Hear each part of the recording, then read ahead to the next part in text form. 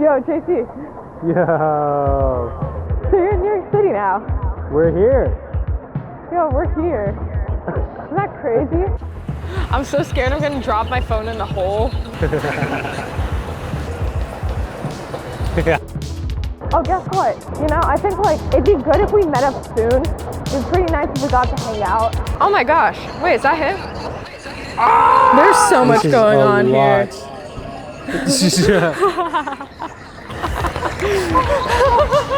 So, do you like bubble tea? I like bubble tea. All right. Actually, I haven't had this in a minute. Yeah, no, me neither. Oh my God. 3, 2, 1. Cheers. Thank you. Oh, what? I just fully swallowed one of those balls. I know, I wasn't expecting them to like machine gun into my throat. This is like the first time I've ever had time to chill out here too. Your time in New York City, even though it's like coming to a close, it's kind of like, you've been all over. You've been like constantly doing stuff. Yeah, I don't know, it's a weird balance. Like I want to take advantage of being here, but at the same time, like if you're constantly moving, I find myself like stepping out of the present too, because I'm like not really conscious of it. I'm just in the process of moving rather than like being in it. Like where am I going to next usually, you know? Yeah. Like, hey, I'm just sitting here having tea. You don't have to be anywhere necessarily. Like this is all we gotta do. The fact that we met in Oregon like less than a month ago, and we're just chilling here as if like we've known each other for years. Yeah. You don't get that kind of vibe with like anybody else. No, not at all. Because I feel like we were brought together because of what we do on the internet, you know? Yeah. It's like, what are the odds of people that truly resonate with you being in the same geographical location when there's so many people like on this whole planet? It's interesting, yeah. I love it because it has led to the best connections in my life. Yeah. I find someone's work that I like, I'm probably gonna reach out to them and just be like, hey, I like your shit. Your shit's dope. It's like, fire. And then like, probably we're gonna be friends because of that, you know? That's another thing that I find like with my creative friends, we don't separate work and life as much when you're a creator because you're doing what you love every day. Since you're working for yourself in a way, you are the one that's in charge of that balance between like, oh, do I film? Like, how much do I think about this? How much like do I pour into this right now? And I feel like with your creative friends, like we all learn from each other in terms of balance because, well, no one obviously knows the answer to it because it's different for everybody. Yeah. It's like a lifelong process of finding like what works for you too. Because like I said, like I used to not record any personal moments in my life for like a 5-year period because I'd done it so long that I just like had lost the balance and it would take me out of the present again of like, okay, I'm doing this for the camera or for like my art and I'm not like living my life solely just to live it. And now I've like come to an understanding like, oh, I can sit here and have a real ass conversation with you. It's not taking away from the moment that we're just living our normal ass lives too. Yeah. It's cool because we're both on the same page about it too. Yeah, like, we know what it's like to create. And like we're just like having vibes out here, like chefing up the vibes. Chefing up the vibes. We're just chefing up the vibes. And then we're just like, we're gonna like feed the audience. We're all having collective communal meal here. This is a crazy shot. I didn't even see this. This is kind of sick. New York City. Oh shit. No, I'm just kidding. No, I feel like opportunity arises when like you align with like an internal truth. If you decide to go have the audacity to set up a camera in public and just start filming yourself, like saying some shit to it in front of a bunch of people, you had the audacity because you had some kind of inner why telling you like, this is more important than whatever discomfort that I'm feeling right now. Absolutely. And I think like, you're projecting that discomfort into what other people are thinking. Like, you know, it's, your if they own feel discomfort reflects onto people. Because it's like having the creative audacity. The creative audacity. The creative audacity to go out there and document what you love. So real. Don't let anyone get in the way of that. Don't let yourself get in the way of that. That's really the only thing. That's really the only thing that's in the way of it in the first place. We try to externalize that so much. Think about it. Yeah. It's not about your external circumstance. Like everything comes from within. Your ability to connect, your ability to express, and whether you actually have The creative fucking audacity. Creative audacity. Literally. I love that. I keep looking at that statue. I'm like, that's a real person. He's searching for his creative audacity. He's rummaging around in his bag. Kind of, you know, he can only find it within himself. Exactly. You know? Look. Exhibit A, have the creative audacity. Start to rummage around your external self, external belongings, represented by this briefcase right here. This man is lost. He's trying to look for what lights him up inside. But look at those dead, cold eyes. Because he's looking with it externally. But if he was only to look within, then he would unlock his heart of gold. If some cars come, I'm gonna be really fucked off. Do you think they would? Nah, we're good. Nah, we're all right. Look at us. Oh, homie's in our shot. The park next? Go to the park. Yeah. Oh, there's a car. Vibe. We're just... Look at that. Ooh, that was sick. Yo, tips for New York City for free. All right. NOIC for free adventures, because, you know, we're just two artists out here. Literally. Free sauna. Is that safe? I don't know.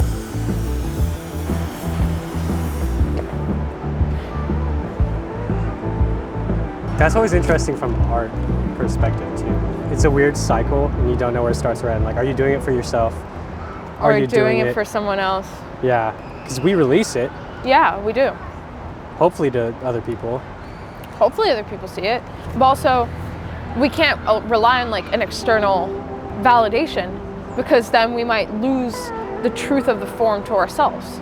I think you just have to hope that, like, putting it out there, it naturally finds the people that it's meant to find. It's like you're broadcasting yourself, and then that signal just goes out into the world and then could potentially reach people. Yeah. It's like a giant antenna. Damn.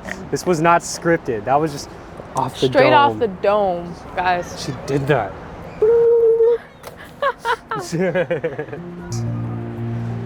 That thing about support, when you start pursuing something that you love, people within your immediate access, within the circle or constraints of the thing that you know, they might not support you.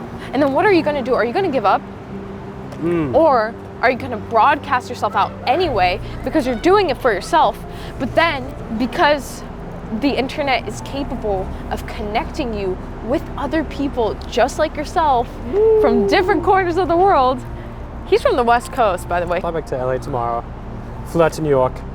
We're here. Now we out in New York. So imagine just like that broadcasting connects you with people from like the other side of the world or the other side of the country. Yeah. And then you guys become the best friends. If you're authentic, it's gonna be right. But the struggle of trying to be authentic, because that requires a certain level of trust, a certain level of like commitment to yourself, and so much dedication. Yeah. Because imagine, you're out here about to share some of the most vulnerable parts of yourself.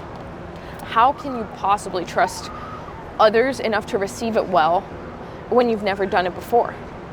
Absolutely. I can't imagine having to do that and be met with some sort of negative reception. And that's why so many people are just terrified to start. But look what happens when you take the first step. Right? It's worth it.